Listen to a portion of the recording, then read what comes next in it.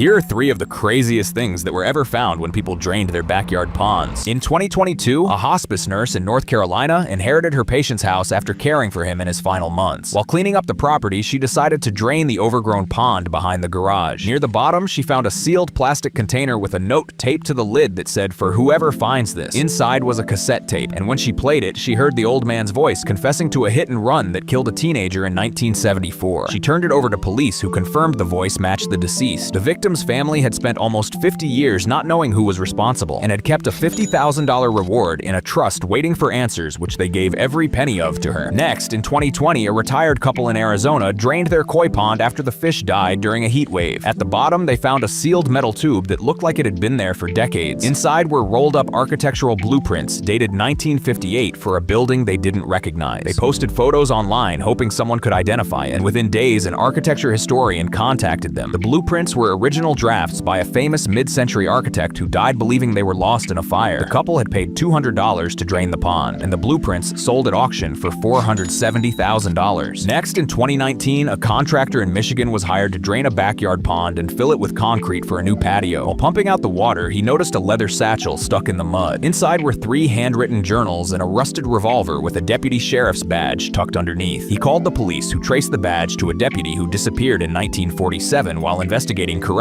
in the county. The journals were his and contained detailed accounts of bribes and illegal land deals involving some of the most powerful families in the area. Descendants of those families still lived nearby, and within a week, the contractor started receiving anonymous threats that got so serious he had to relocate to another state. He received no money and said finding that bag ruined his life.